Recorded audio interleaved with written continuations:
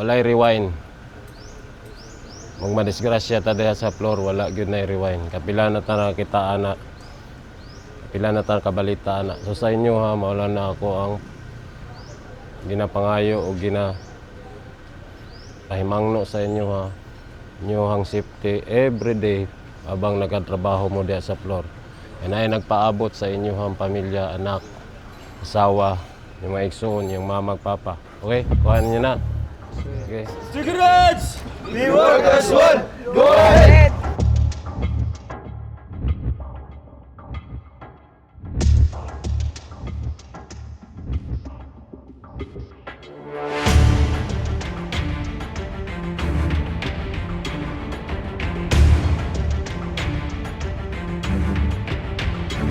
Ang masulti lang ako sa kapwa na ko mekaniko, kung gusto mo taas og ang kaalam jud, so maminaw mo kung sa itudo sa inyong nakataas, ayaw mo pataas ng inyong pride. Ay kung taas mo pride, tudluan mo, wala jud may maabot ana. So akong advice lang, continue lang mo sa mga unsay makita nyo nga isulod dapat sa utok para maabot ang time nga kamo na nasa mo so may balaan yun mo, kini kay kabalo na ko ani, encounter na ko ani. So ang ako lang ma-suggest, kadayon mo sa inyong kuan kanang kamaayo ba, kamaayo, pagrespeto sa kapwa mekaniko. Kung kinsay kinahanglan, kung nakay nahibalaan itudlo nimo, may kanang kabalo kung di nimo na itudlo, wa magyapon ta, di magyapon nato na madala. Mas maayo man ang itudlo na to sa uban para kung mahawa ta dire buhon, so i-share nila sa kapwa rin ni mekaniko nila, at least masulti nila maayo to nga tao to kay matudlo jud, dili jud dalo og kaalam. Marami rito mga mekaniko nakatatlong taon na or more than 3 years na sila So yung mga yan is batak na yan sa trabaho, batak na yan sa kaalaman. Kung anong sabihin mo yan sa kanila, alam na nila yan. Alam na nila kung paano ako magtrabaho. Alam na din nila kung paano ako makisama sa kanila. Yun talaga naging malaking epekto sa buhay ko, yung pakikisama pagpasok ko ng Master Garage. Kung unsa man ang kaya na mo mahatag, ihatag na mo na. Especially sa inyo sa mga mekaniko. Balo ko, unsa kalisod yun, ang yung sitwasyon ron. Pero kung maabot lang gihapon ng panahon na kaya na ninyo matayo sa inyong mga sarili, ayaw ninyo kalimti kung asa mo nagikan.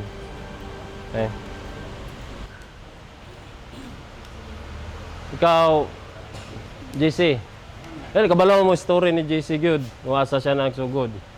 Utility yun na siya dati sa MG, ay sa Bulldogs. Pero aron, senior mechanic na siya. Nagsugod ko diri sir, as in helper jud sir. Sugod ko helper. Nya gikan gid sa pinakababa hantod gina-guide ko sa mga chief mechanic, senior dati. Natudluan kung unsay mga kailangan iwasan labi na sa mga unit na sensitive.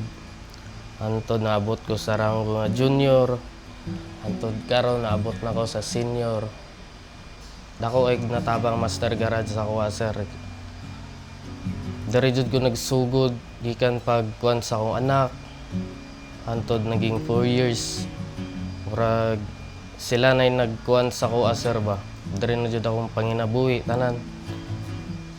Ang lipay kay ko pag-abot na ako dari sir nga naabot ko nga inani nga ranggo. Wala ko nag-expect nga mag-mekaniko ko. Pero karon abot ko 3 years. Isa na ko sa senior mechanic. Ang helper mechanic ko na pursige ko nga makabalo.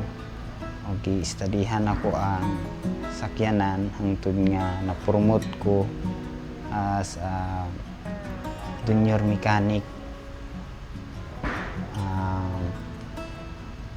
Hangtod nga nag-senior mechanic na ko. Pasensya. Yung pasensya ko talagang hindi ko alam, pero napakahaba ng pasensya ko pagdating doon sa mga mekaniko. Yun yung hindi ko bibitawan sila.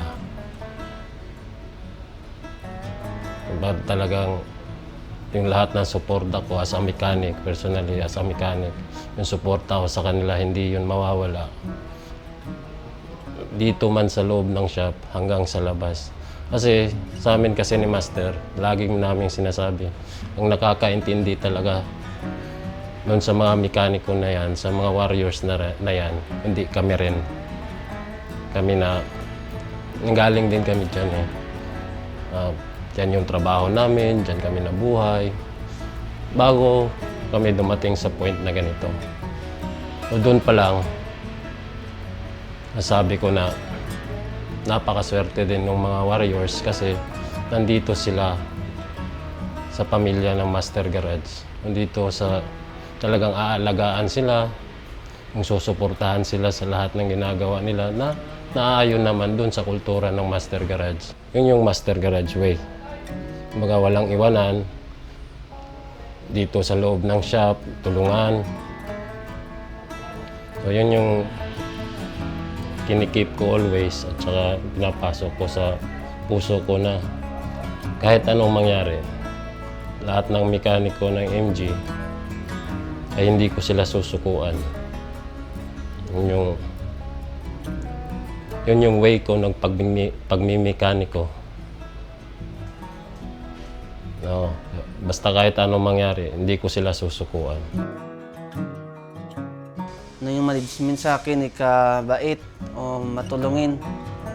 Kasi lalo na sa financial, kasi napagdaanan ko na yun nung kailangan ko ng financial. Kahit hindi ako nagsabi, sila na mismo yung gumawa ng ng aksyon na tulungan ako kung sa kailangan ko. Yung masabi ko lang sa management sana mas hindi lang sila magsawa na tumulong sa amin as a mechanic o tauhan nila na ipagpatulong nila yung kung gaano nila kami inaalagaan o tinutulungan sa mga kailangan namin. Hindi lang para matuto na mekaniko, kundi pati sa personal na buhay.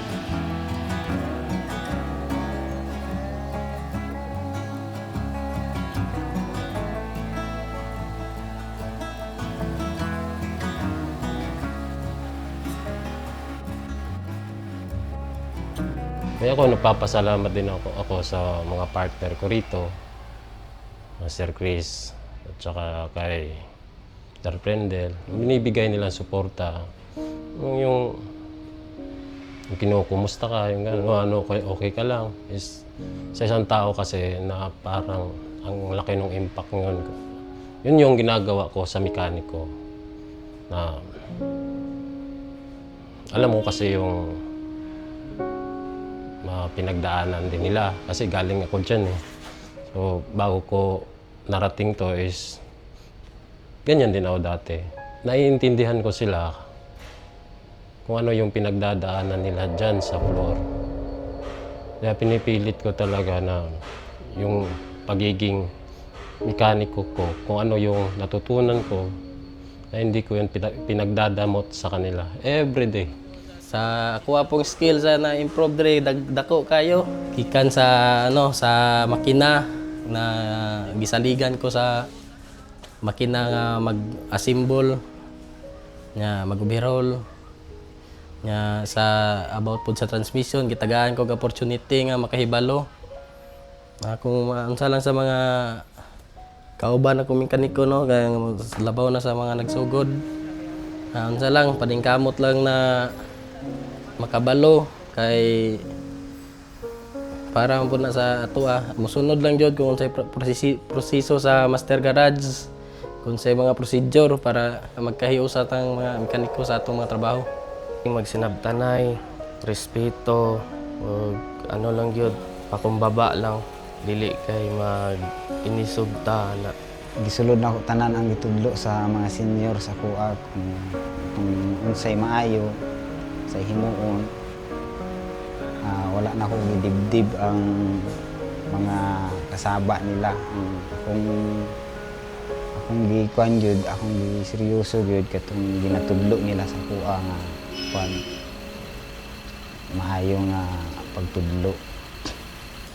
Sa batasan pod kay DSMG, naman gudi dili lang ginapokus kami sa pag-ayo, ginatudloan pod kami sa unsay pag disiplina sa kaugalingon, pagrespeto sa kauban, dili sa pati sa mga boss, sa tanan, basta ang respeto mao gyud ang dili pagiwalaon bisag asa ka makadto.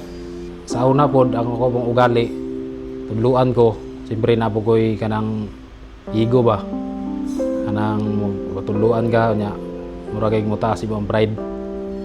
So diri pag abot na ko diri sa Master Garage, mali din ang kanang tudluan ka na pataas imong pride. Kay diri sa ato sa mechanic, so mas maayo man ang mangayo ta og tabang sa kapwa nato mekaniko. Kay kung di ta kabalo, siyempre naman sila nahibalan na wala ta kabalo. So naabot tayo nahibalan na wala sila kabalo. So mas maayo jud ang magtinabangay, mas madali ang trabaho. Kay kung imo amang kung imo ang pugson imong utok bisag kung dili ka mangayog tabang sa lain, so ikaw ra gyapon mahasol.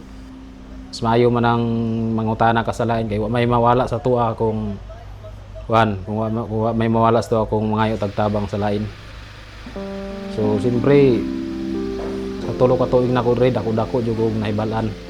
Sa lahat ng empleyado ng Master Garage Philippines, lalo-lalo na sa MG Davao, dun sa mga warriors, kung ano yung mga pangarap nyo sa buhay, sana matupad yun. Andito lang kami, susuporta. Always kung sinasabi yun sa kanila, na every time, kailangan mo ng kausap, kailangan mo ng suporta. Alam nyo yung number namin, alam nyo yung number ko. Hindi ako mag-atutubiling. Suportahan kayo sa lahat ng bagay. Yun yung paraan ko kung paano ko sila i-handle. At yun yung talagang malaking impact sa akin ng Master Garage.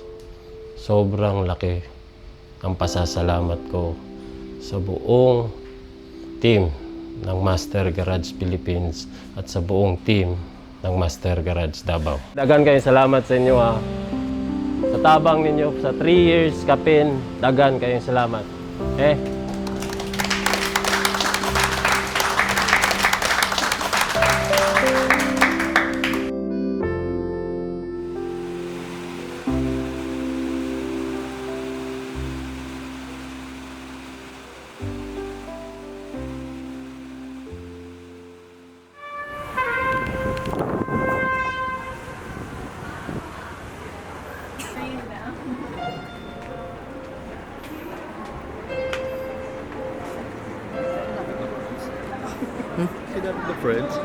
Oh, friends and ano?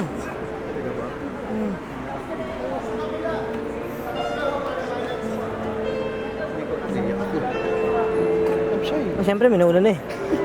Niya siya, oh. Kasi dapat nandun siya. Kaso nandito siya. Magkakongrats. Basement area po located. Thank you. Picture ko sila. I'm shy.